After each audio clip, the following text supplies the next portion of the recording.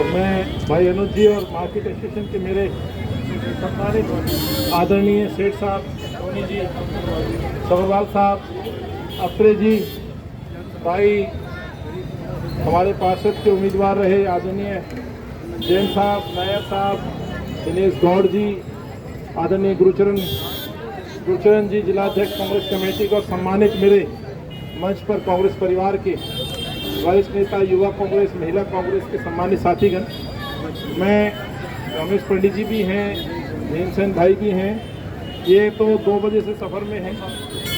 और साथियों जो मेरी आवाज़ सुन रहे हैं, खासतौर से मेरे दुकानदार भाई और इस बाजार में आए हुए मेरी माताएं बहनें, साथियों हमारी दिल्ली कांग्रेस और कांग्रेस परिवार की एक जन जागरण या यूं कहूं पोलखोल यात्रा हम निकाल रहे हैं। पिछले 1.5 साल में जो सरकारों का बदला हुआ स्वरूप देखा है, कोविड काल से शुरू हुआ समय आज तक जनता परेशान है। मैंने ये प्रण लिया है दिल्ली की 70 विधानसभाओं में 70 दिन हम यात्रा निकालेंगे और लगभग 700 किलोमीटर का चलने का हमने प्रण लिया है। और इस यात्रा में मेरे कांग्रेस के कार्यकर्ता भी हैं, नेता भी, आम जनमानस भी है। इस यात्रा का मकसद ही ये है कि जो सोई हुई सरकारें हैं, जो सो चुकी हैं, जिन्हें आम जनता से, आवाम से कोई मतलब नहीं है, दिल्ली के मुख्यमंत्री जी की बात कहूं या भारत सरकार के मंत्रियों की बात कहूं, सब ये कहते हैं कि सब कुछ ठीक है, सब सही चल रहा है, देश में उन्नति है। तो माफ करिएगा, जो कोविड के समय दिल्ली ने भुगता है वो छुपा नहीं है। दिल्ली देश की वो राजधानी बनी जिसमें सबसे ज्यादा कोविड से मौतें हुई। दिल्ली के अंदर लोग ऑक्सीजन के लिए तरसते रहे, अस्पतालों में बेड नहीं थे,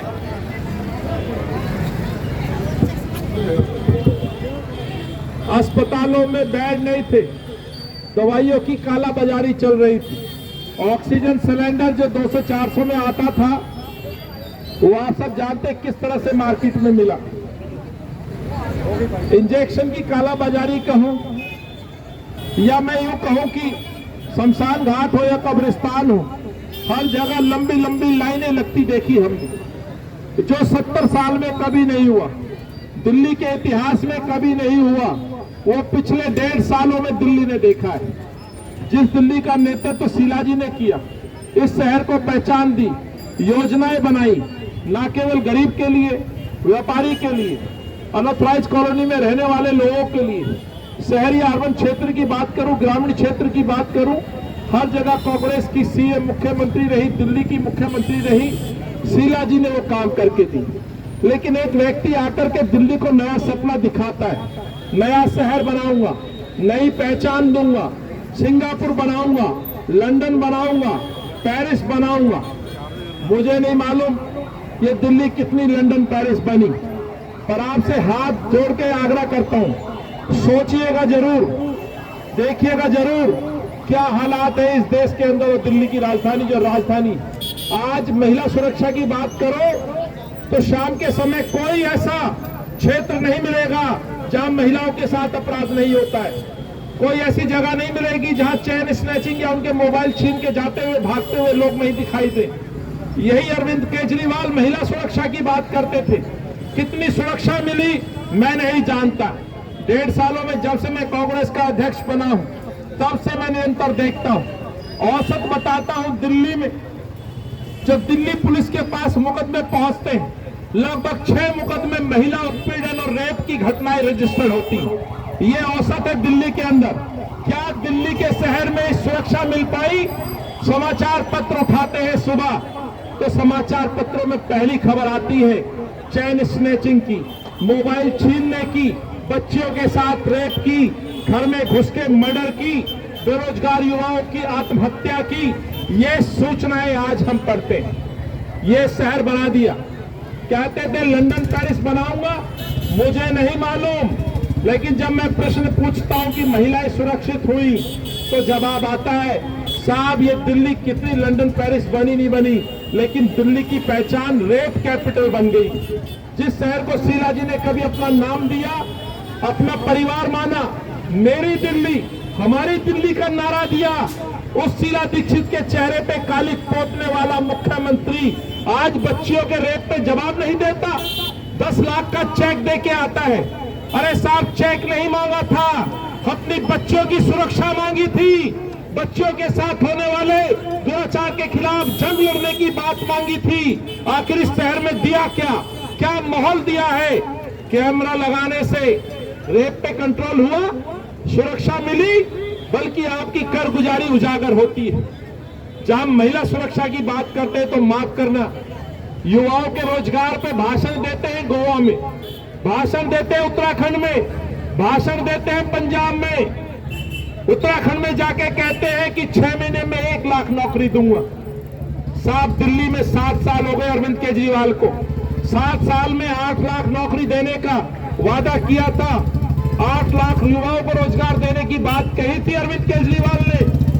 जान के हैरानी होगी, मैं लाल क्वार्टर की सबसे पुरानी ऐतिहासिक मार्केट में खड़ा हूं, पुराना बाजार है। अरविंद केजरीवाल के ऑफिस में जब मैं आरटीआई से जवाब मांगता हूं तो अरविंद केजरीवाल जवाब देते हैं 440 बच्चों को नौकरी मिली है इस शहर में, 440।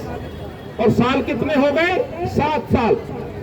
ये कहते हैं उत्तराखंड में रोजगार नहीं तो भत्ता दूंगा। आप उत्तराखंड में भत्ता दे सकते हैं तो दिल्ली के बेरोजगार युवाओं को भत्ता क्यों नहीं देते? ये कहते हैं मेला लगाऊंगा, रजिस्टर करिएगा। दिल्ली के अंदर 13,27,000 पढ़े लिखे युवा रजिस्टर्ड हैं। एक युवा को भत्ता दिया? नहीं दिया। कोविड में मरने वाले परिवारों को मुआवजा मिला? नहीं मिला। जब पूछो कोरोना योद्धाओं को आपने सम्मानित करने की बात कही थी तो कितना सम्मान मिला? ये वो बातें हैं साथियों जो अरविंद केजरीवाल ने पिछले 7 सालों में 3 बार मुख्यमंत्री बनने के साथ साथ वायदे किए, लेकिन 1.5 साल में जो बदला हुआ मुख्यमंत्री मैंने देखा है, उसका सबसे बड़ा उदाहरण आपके सामने रखना चाहता हूं। कल से एक शराब नीति का शुभारंभ अरविंद केजरीवाल कर रहे हैं। ये अरविंद के लिए शुभारंभ है, जनता के लिए मैं समझता हूं ये बहुत ही अशुभ मुहूर्त होगा। 800 दुकानें दिल्ली में खोली जा रही है शराब की। ये वो शराब की दुकानें हैं, सरकारी ठेकों को बंद करके शराब माफिया को दी जा रही है। आपके कृष्णानगर के एक वार्ड में 3-3 दुकान खोलने का लाइसेंस दिया गया है। ये दुकान आपके मोहल्ले में खुलेगी, खोलिए साहब। दुकान खोलने के साथ साथ आपने शराब पीने की उम्र घटा दी। कांग्रेस के नेता राजीव गांधी ने युवाओं को लोकतंत्र में मजबूती के लिए अधिकार दिया था वोट देने का 18 साल का, और अरविंद ने क्या अधिकार दिया? 25 साल घटा करके आपने 21 साल कर दी शराब पीने की। सोचिएगा, अंदाजा लगाइएगा, हमारे बच्चे जब कॉलेज जाएंगे तो किस तरह के माहौल में जाएंगे? क्या गारंटी होगी हमारे बच्चे शराब की तरफ आकर्षित नहीं होंगे? इसके लिए दोषी और जिम्मेवार कौन होगा, मैं पूछना चाहता हूं। पर जो सबसे बड़ा झूठ है वो बताना चाहता हूं दुकानदार भाइयों के साथ आम जनमानस। शीला जी के समय ये कहते थे कि एमएलए और अधिकारी मिलकर ठेका खोलते, पैसा लेते, भ्रष्टाचार बढ़ाते हैं। यदि एमएलए और अधिकारी भ्रष्टाचार बढ़ाते हैं, आपने कहा था हम नियम बदलेंगे, बहनों से पूछ के ठेके का लाइसेंस देंगे, हम मोहल्ला सभा में पूछेंगे, जनता से पूछेंगे, तब ठेका खोलेंगे। आज अरविंद केजरीवाल बताए कि कितने ठेके खोलने से पहले लोगों से पूछा, कितनी मोहल्ला सभाएं लगाई, कितनी बहनों से पूछा कि आप ठेका खोलेंगे या नहीं खोलेंगे। ये तमाम वो बातें हैं जिनको लेकर के हम आज पोल खोल कार्यक्रम के तहत निकले। आपसे मेरा हाथ जोड़ के आग्रह रहेगा, ये बाजार लॉकडाउन में बंद रहा, हजारों दुकानें। अरविंद केजरीवाल कहता है कि बिजली फ्री, माफ करिएगा, जिस दुकान पे जाता हूं दुकानदार कहता है जी दुकान खाली है, रोड पे दुकानदार खड़ा है। दिवाली निकल गई, कितनी सेल हुई? अधिकारी, माफ करिएगा, दुकानदार खुद बताते कि दुकानदार कहते हैं कि मार्केट में ग्राहक नहीं है साहब। हालत यह है, सरकार को जो हमारी मदद देनी चाहिए थी, जीएसटी के मसले में सरकार को जो हमारे साथ खड़ा होना चाहिए था, बंद दुकानों का जो बिजली का माफ होना चाहिए था वो नहीं किया। उसके उल्टे फिक्स चार्ज के नाम पर मोटी फीस वसूली गई, मोटा फाइन लगाया गया है, बिजली के बिल भेजे गए हैं। यही कारण है कि आज कांग्रेस का कार्यकर्ता सड़कों पर। गरीबों की बात करें तो 52 लाख राशन कार्ड पेंडिंग है, एक राशन कार्ड नया बना नहीं, नया राशन कार्ड में नाम जुड़ा नहीं, एक बुजुर्ग की पेंशन बनी नहीं। मानसून में सड़कों पर नाव तैरती नजर आती है, फ्लाईओवर बनता नजर आता नहीं है। सड़कों पे लंबे लंबे जाम, प्रदूषण की मार, हवा में जहर, पानी में जहर, और तो और ध्वनि प्रदूषण की मार और अब शराब की मार, ये तमाम बातें हैं जिनको लेकर के कांग्रेस का कार्यकर्ता सड़कों पर है। आप लोगों ने बुलाया, सम्मान दिया, मार्केट के तमाम पदाधिकारी को, प्रधान जी को मैं धन्यवाद देता हूं। इस मुहिम में आप हमारे साथ हैं। जिन्होंने मेरी बात को सुना तो गौर करिएगा, कल से शराब के ठेके दिल्ली में खुल रहे हैं। अब शराब आपके मोहल्लों में बिकती नजर आएगी। उसके बाद क्या हालात होने वाले हैं, जाम से लेकर, अपराध से लेकर, क्राइम से लेकर के जो मुकदमे दर्ज होंगे, पुलिस के लिए भी एक चुनौती होगी। आप सभी का बहुत बहुत धन्यवाद। जय हिंद।